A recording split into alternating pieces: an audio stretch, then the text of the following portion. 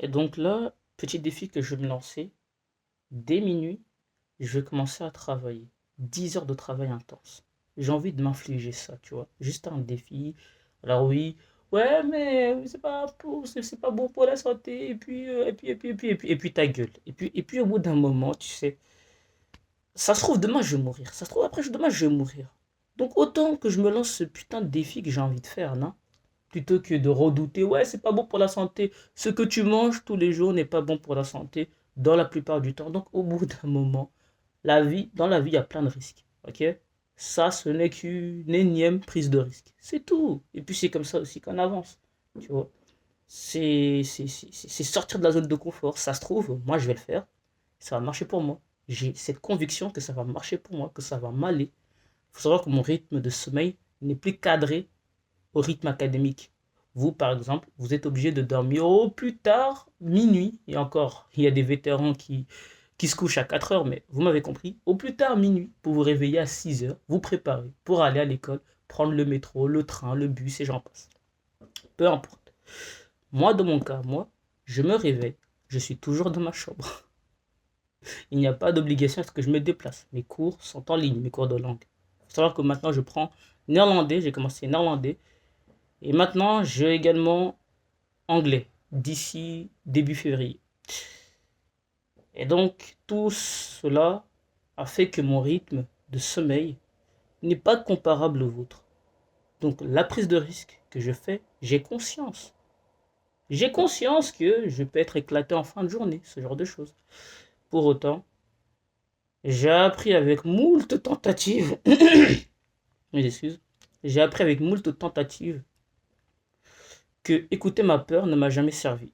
Alors, si je devais vous compter, faire le compte de toutes les heures que j'aurais perdues, gaspillées, sachant que j'ai que un an pour mettre en place mon projet,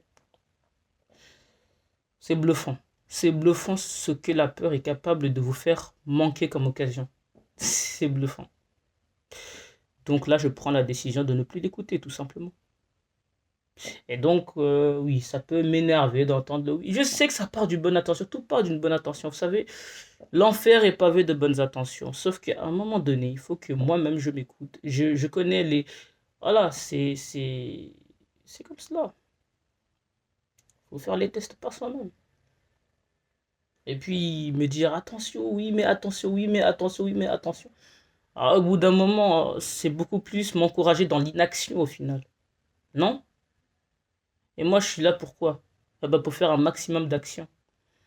Et aujourd'hui, je veux me prouver que je suis capable. Ok? L'objectif, c'est, alors il est bientôt minuit, de minuit jusqu'à 10 heures du matin, je vais faire des maths pendant 10 heures. Je veux voir à quel point mon cerveau a régressé et à quel point aussi je me suis récupéré. Il faut savoir que j'ai un niveau de concentration au-dessus de la moyenne. Je n'ai pas connu le téléphone jeune. J'ai eu une excellente prof de primaire qui, j'avoue que sa méthodologie m'aura permis de préserver ma concentration. Et de ce fait, mon niveau de concentration est au-dessus de la moyenne. Donc, je vais bien me permettre de me défier. 10 heures. On va voir si je suis capable. Si je suis capable, ce sera un grand pas. Vous imaginez pas à quel point, par rapport à toutes les croyances limitantes, ce sera un putain de grand pas pour moi. Ça veut dire que là, je connaîtrai mes limites. Mes vraies limites.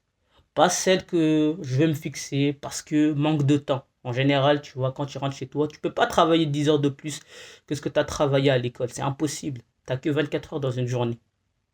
Tu retires 8, ça te fait 16. Tu retires 8 de l'école, ça te fait 8. Donc déjà, même, même à ce niveau-là, mathématiquement, ce sera impossible pour toi. Et tu vas retirer les heures de sommeil et j'en passe. Dans la finalité, tu auras quoi? En moyenne, 3 heures au maximum si tu es chanceux et si tu habites près de ton école. 3 heures, à toi tout seul, pour étudier. Tu le vois que c'est impossible de tester tes limites à ce niveau-là. Hormis le week-end. Mais bon, moi j'ai cette chance d'être en année sabbatique et pourquoi pas profiter de l'occasion pour me tester réellement. Ok. Bref, c'était tout pour moi. J'y retourne. Enfin, je commence du coup.